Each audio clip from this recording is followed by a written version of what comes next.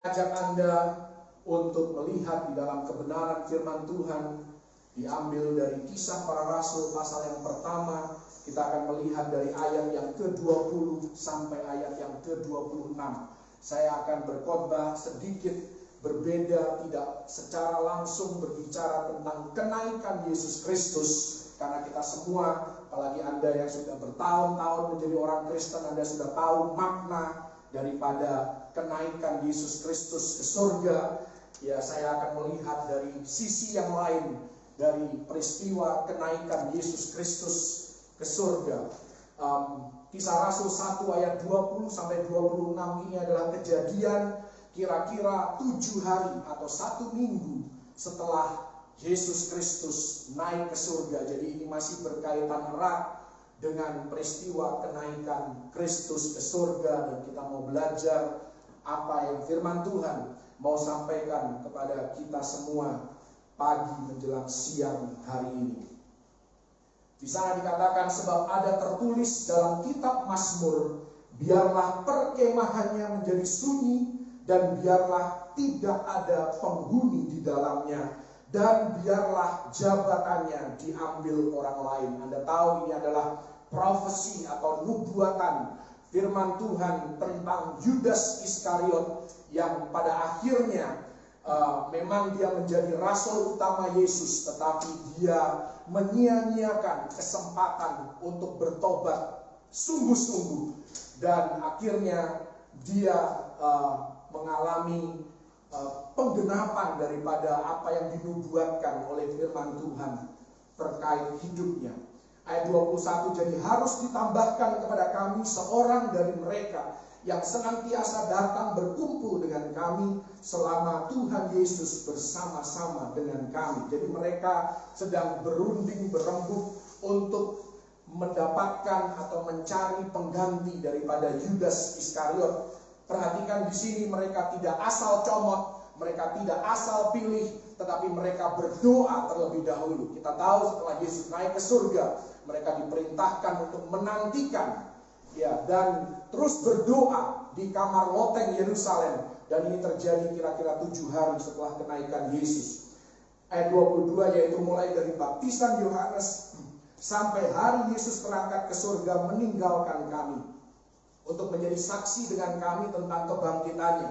Lalu mereka mengusulkan 2 orang dari sekian banyak pengikut Yesus. Hanya ada 2 orang yang dirasa cocok dan punya kualifikasi memenuhi syarat untuk menjabat rasul utama Yesus menggantikan Yudas Iskariot. 2 orang tersebut adalah Yusuf yang disebut Barsabas, dan yang juga bernama Justus dan Matias. Mereka semua berdoa dan berkata, ya Tuhan, Engkaulah yang mengenal hati semua orang. Tunjukkanlah kiranya siapa yang Engkau pilih dari kedua orang ini untuk menerima jabatan pelayanan, yaitu kerasulan yang ditinggalkan Yudas yang telah jatuh ke tempat yang wajar baginya. Lalu mereka membuang undi bagi kedua orang itu, dan yang kena undi adalah Matias, dan dengan demikian ia ditambahkan kepada bilangan ke-11 rasul itu. Kalau Anda pernah merasa tawar hati, Anda pernah merasa patah semangat di dalam pengiringan Anda akan Tuhan, mungkin Anda bertanya-tanya, apa sih kontribusiku, apa sih signifikansi daripada keberadaanku di dalam kerajaan Allah di muka bumi ini? Atau Anda pernah ragu akan panggilan Anda atas hidup Anda? Saya mau mengajak Anda untuk mengingat seorang pahlawan di Alkitab yang dipilih oleh Tuhan sendiri menjabat sebagai rasul utama Yesus Kristus menggantikan Yudas Iskariot. Namanya adalah Matias. Saya jarang mendengar khotbah tentang Matias, tetapi Matias itu mewakili, melambangkan banyak dari orang Kristen hari-hari ini yang mungkin merasa bahwa kontribusinya kecil, dia tidak berbuat banyak, tidak terkenal, tidak punya pengaruh yang luas, namanya tidak dikenal oleh banyak orang, tidak dikenal oleh gereja-gereja, tetapi dia mengikut Yesus dengan setia. Perhatikan di sini yang luar biasa adalah jabatan kerasulan adalah jabatan pelayanan yang tertinggi di Perjanjian Baru. Dan kualifikasi yang harus dipenuhi untuk menjabat kerasulan adalah seorang yang senantiasa datang berkumpul dengan kami selama Tuhan Yesus bersama-sama dengan kami, yaitu mulai dari baptisan Yohanes sampai hari Yesus terangkat ke surga meninggalkan kami untuk menjadi saksi dengan kami tentang kebangkitannya. Syarat yang harus dipenuhi untuk menerima jabatan tertinggi pelayanan di Perjanjian Baru ternyata bukanlah kemampuan untuk bernyanyi. Ternyata bukan kepintaran untuk berkhotbah. Sekalipun bisa menyanyi itu dahsyat, bisa berkhotbah itu juga penting. Dan syaratnya juga bukan piawai di dalam hal kepemimpinan. Karena kita tidak pernah mengenal sebelumnya orang yang namanya Matias, yang merupakan kualifikasi untuk menjabat jabatan pelayanan tertinggi di Perjanjian Baru. Kualifikasinya adalah kesetiaan. Karena di sana dikatakan seseorang itu kalau mau menjabat rasul, dia harus senantiasa hadir. Dia harus ada di mana Yesus berada. Ketika Yesus membuat mujizat, dia hadir. Ketika Yesus hanya berkhotbah, dia hadir. Ketika Yesus menyembuhkan orang-orang buta, orang-orang lumpuh, orang-orang bisu tuli, ya dia hadir. Ketika Yesus tidak sedang melakukan apa-apapun, dia hadir di sana. Jadi kesetiaanlah merupakan syarat untuk menjabat jabatan pelayanan tertinggi di Perjanjian Baru. Matias selalu hadir. Selalu hadir. Ya, kita punya beberapa orang yang selalu hadir. Ya, di dalam ibadah. Anda tahu dari sejak pandemi dimulai, ya bahkan sebelumnya pun, ya dari waktu ke waktu kita tahu orang-orang yang setia, orang-orang yang selalu hadir. Ya, saya tidak perlu sebutkan namanya satu persatu. Nanti kalau ada yang kelewat tersinggung. Jadi lebih baik Anda tahu sendiri orang-orang yang selalu hadir. Bukan hanya di rumah Pulau Mas, tetapi yang selalu hadir di Camp David Resort. Yang selalu mendoakan, yang bersyafaat bagi Anda dan saya. Tidak henti-hentinya, tidak jemu-jemunya mendoakan bangsa dan negara kita, keluarga kita, bisnis kita, dan semua keberadaan hidup kita. Matias selalu hadir. Dia melayani di belakang layar. Dia melayani tanpa pengakuan. Dia melayani tanpa pujian dari siapapun. Tetapi dia selalu mengikuti murid-murid yang lain. Tidak tercatat nama Matias pernah melakukan mujizat apapun. Dan dia tidak pernah sepertinya melakukan sesuatu yang spesial, yang perlu mendapatkan perhatian atau penyebutan secara khusus. Tetapi semua itu hanya di mata manusia. Karena manusia seringkali menilai berdasarkan kemampuan, berdasarkan penampilan, berdasarkan talenta, berdasarkan pendidikan, dan seterusnya yang bersifat kualifikasi duniawi. Namun Tuhan memilih berdasarkan kesetiaan dan loyalitas, konsistensi di dalam ketersediaan, konsisten, selalu hadir, selalu ada.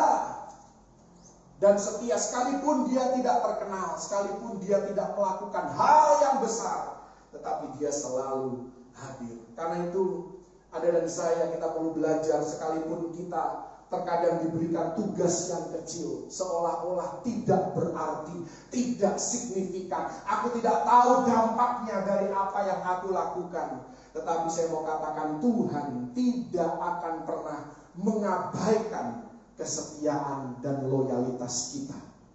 Haleluya. Bahkan Yesus berkata di dalam Matius 10 ayat 42, barang siapa memberi air sejuk secangkir saja pun kepada salah seorang yang kecil ini, karena ia muridku, aku berkata kepadamu, sesungguhnya ia tidak akan kehilangan upahnya daripadanya. Jangan pernah meremehkan hal-hal kecil yang kita lakukan untuk kemuliaan nama Tuhan, untuk menolong orang-orang yang Tuhan mau kita tolong, orang-orang yang kita tahu membutuhkan pertolongan kita. Anda tahu Elisa? Elisa itu sebelum menjadi nabi yang besar, punya urapan 2 kali lipat daripada urapan Elia. Sebelumnya, Elisa itu hanya pembawa airnya Elia.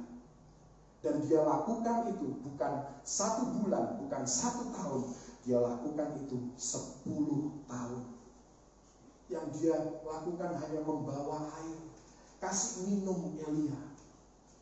10 tahun dia lakukan itu. Water boy bahasa Inggrisnya. Dan dia mendapatkan urapan 2 kali lipat daripada orang yang dia layani. Anda mungkin tidak pernah bertemu atau berteman dengan orang-orang terkenal di dalam dunia ini.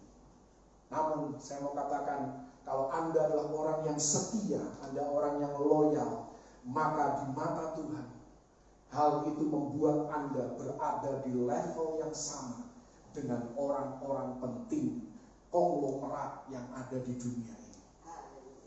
Haleluya! Jadi kalau Anda melakukan sesuatu untuk Tuhan dan tidak ada yang mengakui, tidak ada yang memuji, tidak ada yang menghargai, bahkan mungkin Anda dikritik dan dicela, tidak masalah. Kenapa? Karena kita punya bos di atas sana. Namanya Yesus Kristus. Dialah sumber kehidupan kita. Dialah sumber upah kita. Haleluya.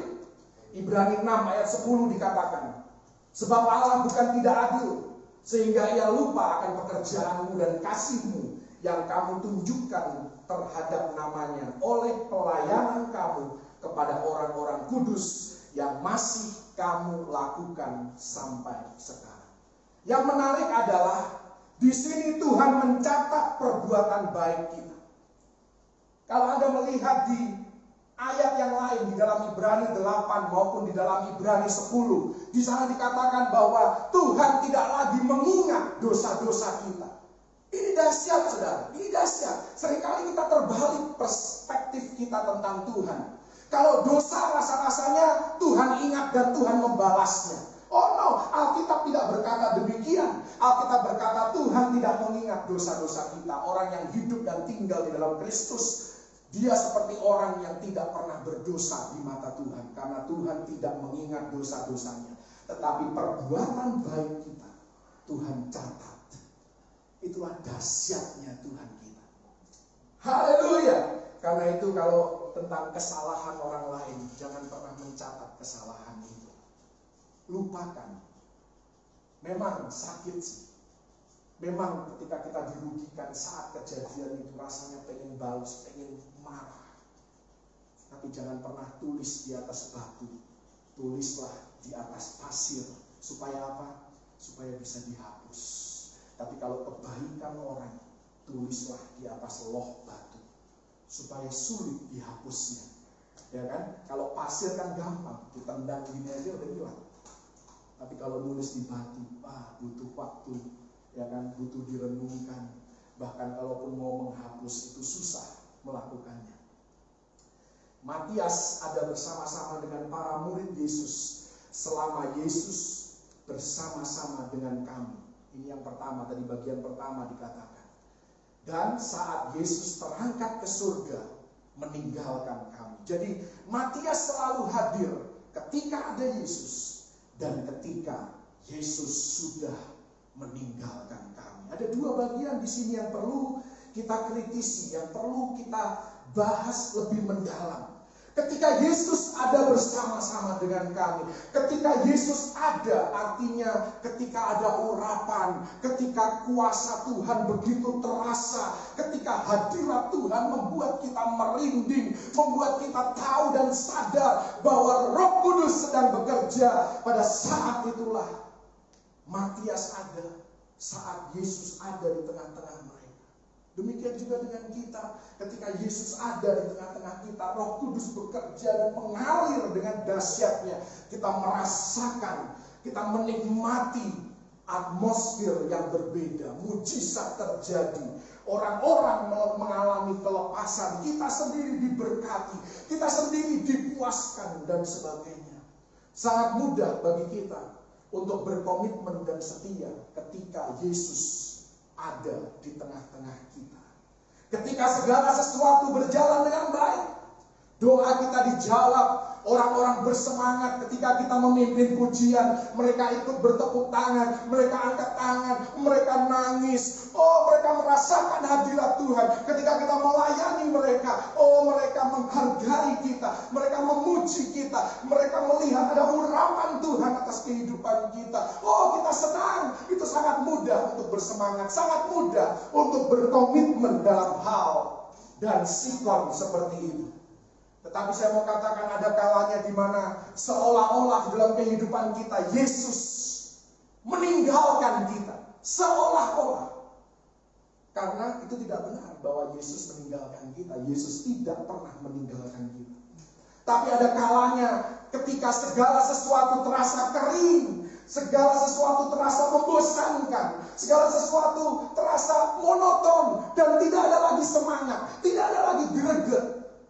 Disitulah ujian yang sesungguhnya di dalam kita mengiring Yesus.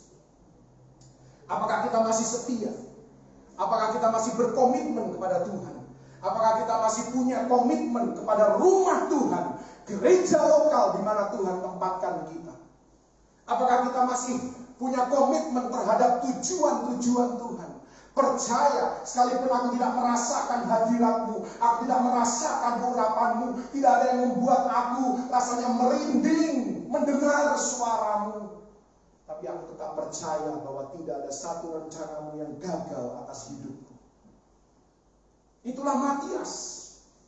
Itulah kehidupan Matias ketika Yesus masih ada bersama-sama dengan mereka. Dia ada di sana. Ketika Yesus tidak ada, dia tetap hadir di sana. Dia tetap terlibat di sana.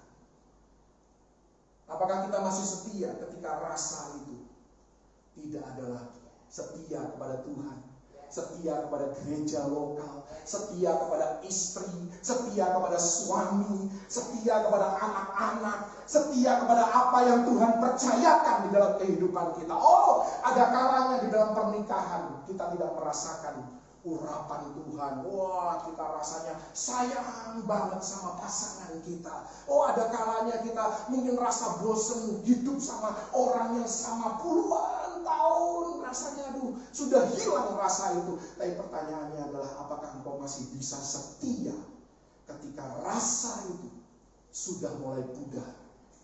Dan ketika Yesus dalam tanda kutip pergi meninggalkan Anda. Mungkin ada orang yang bertanya sampai hari ini pun, saya melihat karena partisipasi daripada jemaat online, saya melihat sudah mulai berkurang. Mungkin ada yang bertanya-tanya, oh, kenapa gerejaku masih online? Gereja-gereja lain sudah offline. Disitulah kesetiaan Anda diuji. Apakah Anda masih punya komitmen terhadap gereja lokal yang Anda tahu Tuhan tempatkan Anda di situ untuk bertumbuh, untuk melayani? Mungkin Anda bertanya-tanya hari ini, apa yang salah dengan gereja? Mengapa seolah-olah tidak ada gerakan Roh Kudus? Pertanyaannya, sekalipun sedang tidak ada gerakan Roh Kudus, bisakah Anda setia?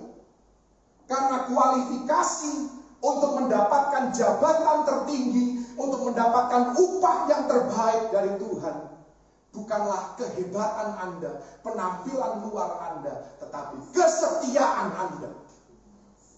Dan kesetiaan itu diuji bukan ketika segala sesuatu sedang berjalan dengan baik, tetapi kesetiaan diuji di tengah badai kehidupan, di tengah situasi dan masa yang sukar di dalam kehidupan kita, di dalam gereja kita, di dalam keluarga kita, di dalam bisnis kita, di dalam pelayanan kita. Disitulah kesetiaan kita diuji. Apakah kita masih setia berdoa, setia memuji dan menyembah Tuhan ketika kita sedang melewati lembah kekelaman. Mengangkat tangan, mungkin kita rasanya nggak kepengen mengangkat tangan, tetapi karena Alkitab katakan, angkatlah tanganmu, hanya Anda mau taat kepada firman Tuhan, akhirnya Anda mengangkat tangan sekalipun Anda tidak rasa kepengen angkat tangan. Anda hanya taat, Anda hanya tunduk, karena Anda mau menunjukkan kesetiaan Anda punya komitmen kepada Tuhan dan kebenaran. Ingatlah di masa yang sukar, di masa yang sulit, Tuhan sedang memakai waktu seperti ini untuk mengembangkan iman dan kepercayaan kita, untuk mengajarkan kepada Anda dan saya, kita tidak harus merasakan hadirat Tuhan untuk bisa mengetahui bahwa Tuhan selalu ada bersama-sama dengan kita. Hanya karena muncul masalah bukan berarti Tuhan tidak hadir. Amin. Bukan karena kita tidak rasa merinding dan kita tidak merasakan hadirat Tuhan yang tangible, yang rasanya bisa disentuh, bisa dipegang, yang rasanya bisa, terasa sekali secara jasmania. Bukan berarti dia tidak hadir. Apapun yang terjadi, aku tidak akan takut karena Tuhan beserta. Kesetiaan seperti inilah Tuhan tidak akan lewatkan tanpa upah. Karena kesetiaan identik dengan keintiman. Bagaimana Anda bisa ngomong aku intim dengan Tuhan kalau Anda tidak setia dengan Tuhan? Kesetiaan identik dengan keintiman. Pelajarannya bagi Anda dan saya ini sangat simpel. Ini khotbah pengajaran yang sangat-sangat sederhana. Belajar dari Matias. Jangan menjadi orang Kristen rumah kaca. Jangan menjadi orang Kristen greenhouse. Anda tahu greenhouse? Anda tahu rumah kaca kan? Kalau tumbuhan ditaruh di dalam greenhouse, dia bertumbuh hanya di lingkungan yang ideal, di lingkungan yang terlindungi. Sangat mahal kalau Anda mau bangun greenhouse. Anda punya tanaman yang Anda mau tanam seperti hortikultura, ya kan, stroberi dan lain-lain. Anda mau tanam, Anda perlu greenhouse. Itu tidak murah, saudara. Dan tanamannya akan terlindungi. Dia akan ada di dalam satu situasi atmosfer yang begitu sempurna, mendukung daripada pertumbuhan tanaman yang kau tanam. Di dalam greenhouse tidak ada angin, tidak ada hujan, tidak ada badai. Mudah sekali menjadi setia kepada Tuhan. Mudah sekali untuk bertumbuh. Tetapi jangan berhenti di situ. Jangan puas menjadi orang Kristen greenhouse. Begitu cuaca buruk melanda, baru kelihatan lemah, kelihatan hilang kesetiaannya. Kalau dalam bahasa Inggris, teman yang demikian seringkali disebut sebagai fair weather friend. Jangan menjadi fair weather friend dengan Tuhan. Fair weather itu artinya ketika cuaca sedang baik. Tidak ada awan, tidak ada hujan, tidak ada petir, tidak ada kilat, langit biru, ya kan? Ketika cuaca cerah, kita baru teman. Tapi ketika cuaca mendung atau bahkan terjadi badai, kita bukan teman lagi, tetapi kita lawan. Tuhan mencari orang-orang percaya yang setia. Tetap bersama dengan Tuhan, tetap mengiring Tuhan, tetap melakukan kebenaran, baik dalam suka maupun duka, dalam sehat maupun sakit, dalam keadaan kaya maupun miskin. Nah, ini kan seperti wedding vow. Seperti janji nikah, memang kita sama Tuhan itu nikah.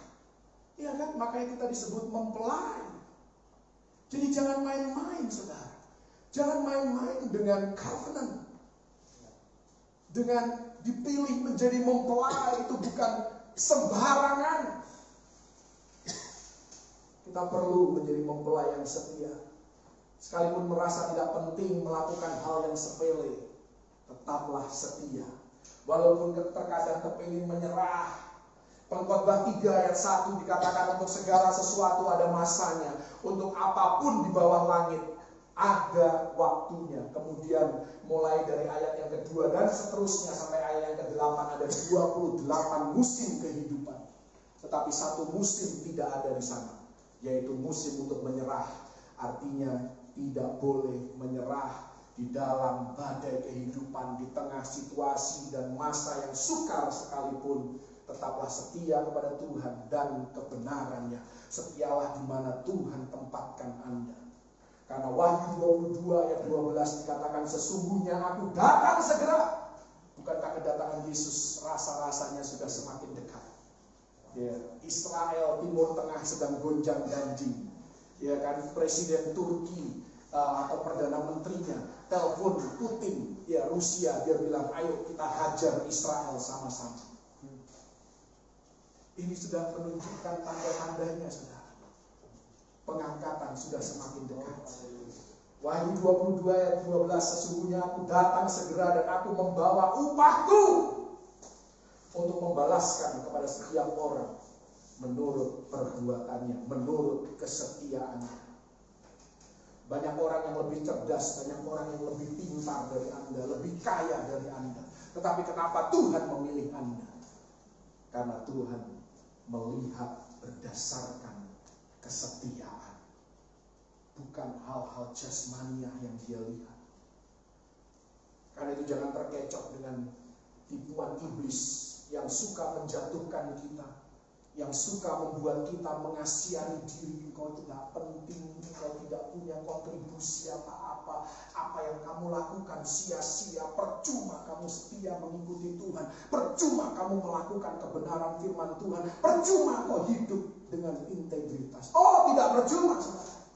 Karena Tuhan memberikan upah kepada mereka yang sungguh-sungguh hidup, yang hatinya terpaut kepada Tuhan.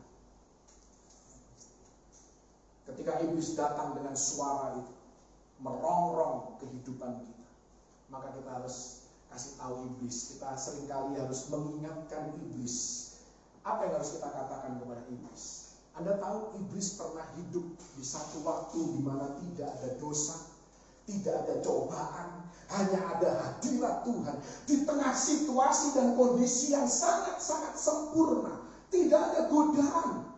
Iblis tidak setia. Kasih tahu dia, iblis, engkau saja tidak setia dalam keadaan tidak ada cobaan, tidak ada iblis pada waktu itu. Mereka masih malaikat. Tidak ada iblis yang mencobai mereka. Itu pun mereka nggak setia. Sekarang kita tidak melihat Tuhan. Oh, iblis pernah melihat Tuhan. Mereka pernah hidup sama-sama. Kita mungkin banyak dari kita yang tidak pernah melihat Tuhan secara fisik. Kita berusaha untuk setia. Kita berusaha untuk hidup benar. Katakan itu kepada iblis. Ingatkan, iblis, engkau saja tidak setia ketika masa dan situasi hidupmu sedang sempurna. Aku berjuang. Artinya apa? Kelasnya kita lebih tinggi daripada iblis. Kesetiaan kita lebih tinggi daripada iblis. Tapi kita katakan itu bukan untuk berbangga diri, tapi untuk mengakui bahwa tanpa Tuhan aku tidak bisa berbuat apa-apa, bukan dengan kuat dan gagahku, melainkan bersama dengan Roh Kudus kita sanggup. Amsal 24 ayat 10, jika engkau tawar hati pada masa kesesakan, kecillah kekuatan. Ini bukan ayat untuk menghina Anda, bukan. Ini ayat untuk menyemangati Anda. Ayo, jangan menyerah di situasi yang sulit, di situasi di mana kita tidak merasakan bahwa kontribusi kita penting, kontribusi kita signifikan. Tetaplah setia, tetaplah mengiring akan Tuhan, tetaplah berbuat yang benar. Kontribusi terbesar Matias, Anda tahu kontribusi terbesar Matias sampai dia dipilih menjadi rasul utama menggantikan Yudas? Kontribusi terbesarnya hanyalah aku ada di sana. Itu saja. Itu saja. Dia tidak pernah berkhotbah seperti Petrus dan 3.000 jiwa diselamatkan. Dia tidak pernah membuat mujizat seperti Paulus. Ya, tapi dia bisa katakan, aku ada di sana. Ketika ada orang yang meragukan keilahian Yesus, ketika ada orang yang meragukan mujizat Yesus, ketika ada orang yang meragukan kebangkitan Yesus, ketika ada orang yang meragukan kenaikan Yesus, kontribusinya Matias cuma bilang, aku ada di sana. Dan aku adalah saksi mata. Aku lihat dengan mata kepalaku sendiri bahwa itu memang benar. Dan engkau tidak bisa berargumen lagi. Jadi orang yang punya pengalaman hidup, orang yang punya kesaksian, itu selalu lebih unggul dibandingkan orang yang cuma punya teori, yang cuma punya argumentasi. Jangan jadi orang yang hanya mau dengar rumor atau gosip. Tetapi kalau Tuhan kasih kesempatan kita untuk punya pengalaman, sekalipun pengalaman itu pahit bagi daging kita, dari pengalaman yang pahit inilah akan keluar kesaksian. Dalam bahasa Inggris, out of the trial of life comes the testimony of life. Dari ujian muncul testimoni, muncul kesaksian. Inilah pentingnya kita punya pengalaman bersama dengan Tuhan. Seperti Daud katakan di dalam Mazmur 37 ayat 25. Perkataan Daud ini bukan lagi teori. Dia mengalaminya dalam hidupnya. Dia katakan, dahulu aku muda, sekarang telah menjadi tua. Tetapi tidak pernah kulihat orang benar ditinggalkan, atau anak cucunya meminta-minta roti. Ini bukan perkataan teori. Ini adalah kebenaran yang dia alami bersama dengan Tuhan. Karena itu tidak perlu takut menghadapi tantangan hidup ini. Apalagi kalau Tuhan pernah menolong Anda sebelumnya. Anda harus ingat itu. Jangan pernah lupakan itu. Haleluya. Suatu hari kita semua akan menghadap tahta pengadilan Kristus, di mana kita akan beroleh upah. Keselamatan kita memang kekal, keselamatan kita memang cuma-cuma. Kita hanya perlu mengaku dengan mulut, percaya di dalam hati kepada Yesus Kristus sebagai Tuhan dan Juru Selamat. Tapi saya mau katakan, upah di dalam kehidupan kita itu bersyarat. Kita berbuat baik bukan untuk diselamatkan, tetapi kita berbuat baik untuk mendapatkan upah. Haleluya. Apa yang kita perbuat dalam hidup ini, apa yang kita berbuat bagi sesama kita, semua diperhitungkan oleh Tuhan. Haleluya. Karena itu, jadilah orang-orang yang memberi dengan sukacita. Kalau Anda bisa memberi, Anda bisa menolong orang lain, lakukan itu dengan penuh sukacita. Karena 2 Korintus 9 ayat 7 dikatakan Allah mengasihi orang yang memberi dengan sukacita. Saya tidak tahu kenapa kalau saya bisa kasih uang ya ke istri saya, ya di akhir bulan atau di awal bulan waktu gajian, bisa kasih uang ke istri saya, itu ada sukacita yang luar biasa. Kalau saya bisa kasih perpuluhan ke gereja, waduh, rasanya aduh, senangnya bukan main, saudara. Saya nggak tahu kenapa senangnya bukan main. Ini memang fenomena yang aneh. Tapi Tuhan itu selalu punya prinsip yang kebalikan sama dunia. Kadang-kadang orang dunia kasih uang itu aduh berat banget gitu kan.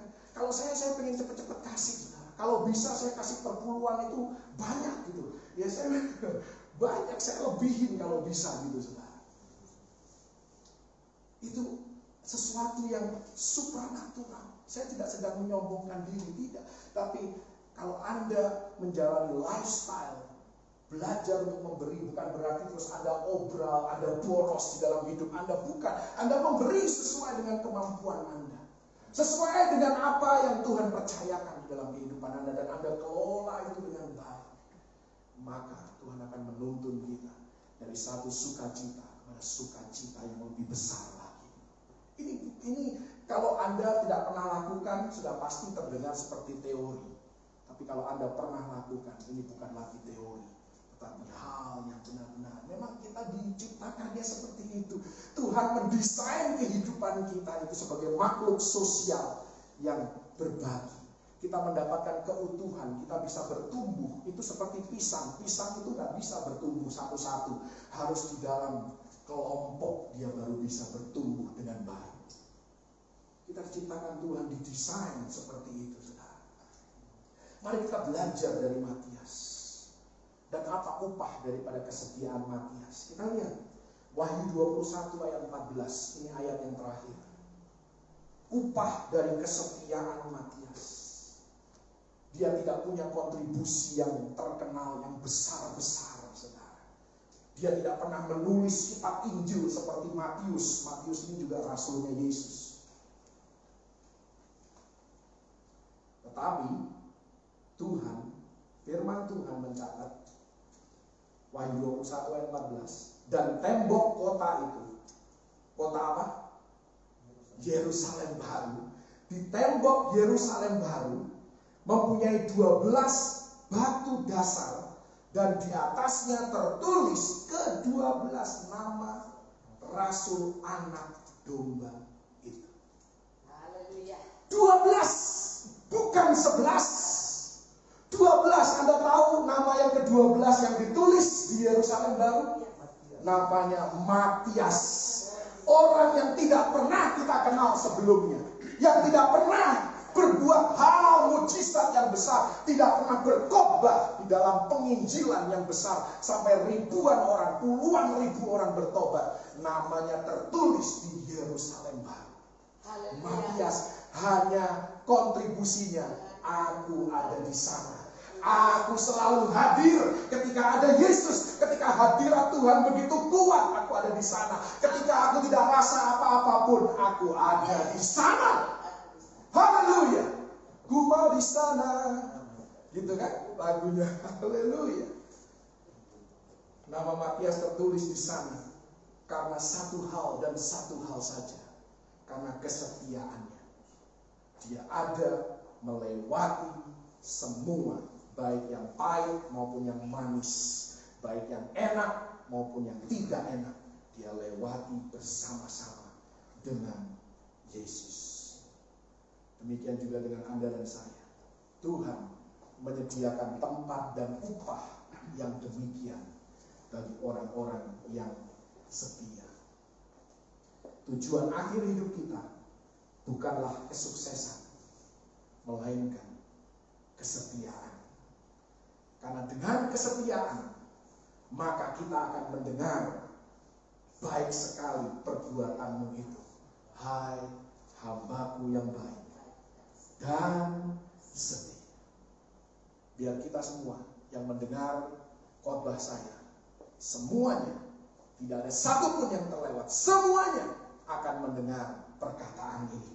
Baik sekali perbuatanmu, hai hambaku yang baik dan setia. Tuhan Yesus memberkati dan selamat mengiring Yesus sampai pada kesudahan. Haleluya. Berikan tepuk tangan bagi Tuhan kita.